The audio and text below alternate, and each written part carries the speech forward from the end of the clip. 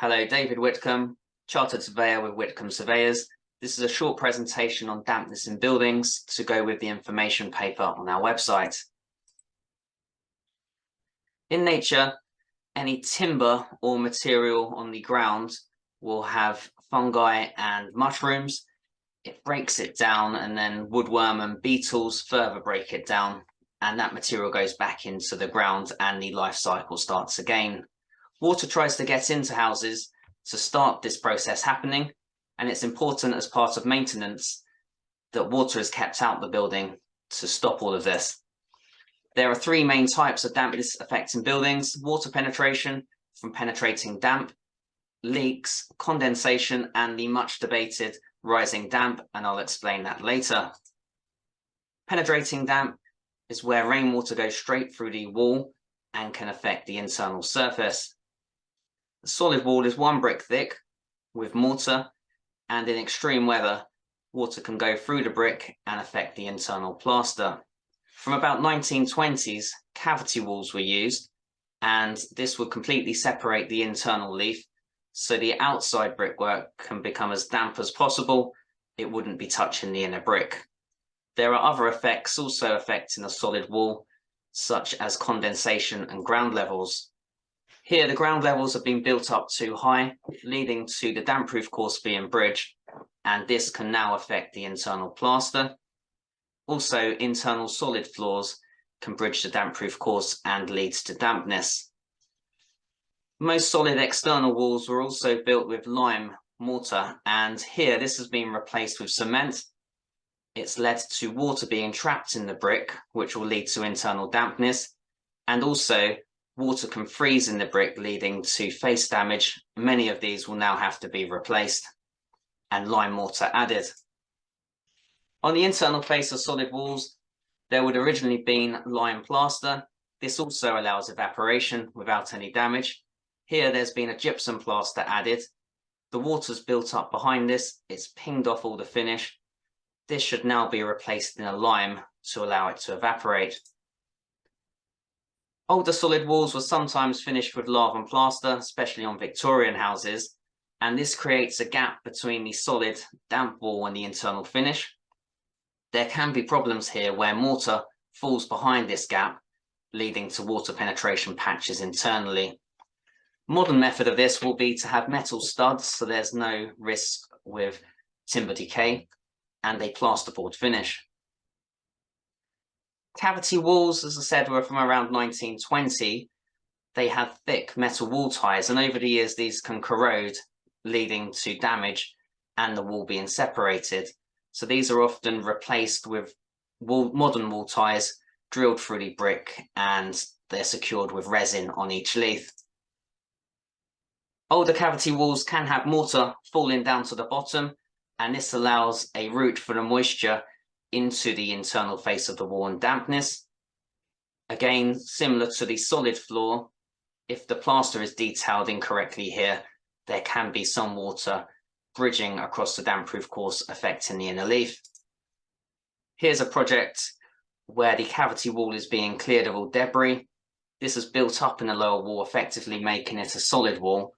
Once this is cleared, this will provide separation with the inner leaf again, and the dampness should dry out without any need for injecting a damp-proof course or waterproofing plaster. Also, where cavity wall insulation is installed, if it's the wrong type or on an exposed site, this can be very damp, lead to water penetration internally. It can also reduce the temperature of the wall, leading to condensation. Leaks are often concentrated around chimneys, and this here has led to dampness. There was a defective flashing here. Water was collecting on the upper chimney and the plaster has fallen down. This is another project we're involved in where there was a leaking water main which had affected the floor, leading to wet rot. We had to replace the floor here. Once timber is wet, it can be susceptible to dry and wet rot. Here we have dry rot, and there are fruiting bodies here. This can throw out spores, which will then spread, and there's also strands between these spores, and this can spread a long way, even if there's only one corner source of moisture. This one here is a leak around the chimney, which has led to wet rot to the roof timbers. Woodworm can take place when there's a high moisture content in the timber, usually over about 12%. If you dry the timber out, the larvae you can see here struggles to chew through the timber and they die off naturally. This is the life cycle here. There are eggs. The larvae eat through the timber, it becomes a beetle, and then eggs are laid again. And over many years, this can have an effect on timber, but older, slow-grown timber has heartwood and is often not affected. Modern softwood timber buildings can be more effective, but there can be preservative treatment added. Where there's woodworm present, I usually suggest improved ventilation to dry out the timbers. Chemical spraying is a last resort. Condensation takes place where there's a cold surface. Warm air can hold more water vapor, that's water as a gas, but when it comes in contact with a cold surface, it turns back into water, and then mold growth can follow. This is surface condensation, but it can also happen within the wall, known as interstitial condensation. This is where the water vapor enters the wall, but the dew point isn't reached to within the depth of the wall, leading to interstitial condensation. The average family can produce around 14 litres of water vapor a day, and that all needs to go somewhere. It's often within walls. If there's trickle ventilators in windows and good heating, there's much less risk of condensation. Interstitial condensation can be sometimes misdiagnosed as rising damp, and some damp-proofing companies will inject damp-proof courses and waterproofing plaster, sometimes without establishing the cause, which could be high ground levels or the condensation. Therefore, rising damp, I probably think it doesn't exist, but I plan for it when specifying repairs to assume that it does as a belt and braces approach. The argument behind rising damp is capillary action, and if you were to put 3 tubes in water, the water would be able to rise against gravity, and the thinner the tube, the higher the water can go.